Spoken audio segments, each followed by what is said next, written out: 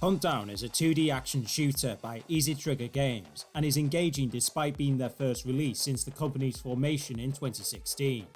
In the 21st century, the world's countries have collapsed, corporations have taken over governments, and criminal gangs have emerged, either to fight each other or those of the higher ups. But within this dystopian landscape are bounty hunters, individuals who only cooperate with the highest bidder. As one of 3 bounty hunters, Anaconda, John Sawyer or Mo-Man, your task is to eliminate their targets, as well as eradicate the scum who dare to resist. Huntdown's enemies contain 4 crime syndicates, along with bosses associated with each group, yet Easy Trigger Games did a magnificent job at keeping the experience fresh. All characters have a pistol and a throwable item, but you'll acquire weapons either from killed adversaries or within the environment. Additionally, you can switch to and from a picked up firearm to conserve ammunition, given you can't use them indefinitely, which is also the case for melee weapons as their condition worsens during use. Also, if foes get too close, your avatar will kick them back, creating space and can be fatal for those near dangerous drops. Nonetheless, it introduces new armaments throughout the game, which are fun to use, whilst conveying a sense of progression, despite not featuring an upgrade system. It also extends to grenades, and their humorous reactions with their film referencing one-liners enhance the combat. Speaking of combat, you'll be shooting through hordes of criminals, though that's not to say it's a mindless affair. All bounty hunters can take a certain amount of hits, so using cover and their dash ability is paramount for their survival, especially when new opposition appear later. The same is true for bosses, as each opponent is unique and requires the use of your skill set. Some encounters need their health depleting more than once.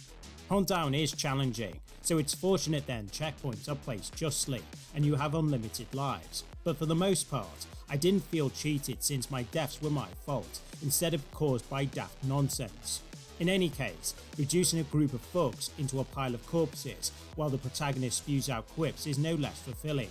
Combine the 80s themed soundtrack and the vibrant 16-bit art style, Huntdown isn't lacking in terms of presentation. However, just because the pros prove its quality, Huntdown doesn't come without shortcomings. First off is the repetitive mission challenges, since they comprise killing a set number of foes, gathering stashes, and finishing levels without dying. It would have been ideal if Easy Trigger Games were creative with these, considering they bring in new elements across the game. Another flaw is you're limited to shooting left or right. This isn't a problem if the enemies level with your avatar, but airborne opponents force you to jump like you're on a trampoline, because firing in all directions is impossible. Specifically, those with jetpacks are irksome, as avoiding their projectiles with other enemies close by will test your sanity.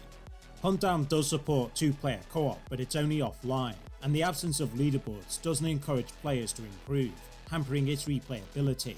Other than a new difficulty level that further decreases your health pool, there's no additional unlocks like new characters. Don't get me wrong, the game is still fun, and the playable leads with their weapons and dialogue warrant multiple reruns, though the devs could have done better. Finally, the story's only there to justify your actions, so don't expect a riveting narrative with character development, plot twists, etc. Otherwise, Huntdown is an entertaining 2D shooter, and their passion for this game is prevalent, given Easy Trigger Games' founders grew up when Commodore computers were around. Weapons, enemies, and environments keep you engaged, bolstered by a solid presentation with humorous dialogue from the main characters. It's a shame co-op doesn't have online functionality, challenges being humdrum, plus a story only for context and nothing more, but the experience is still a blast right up until the credits roll.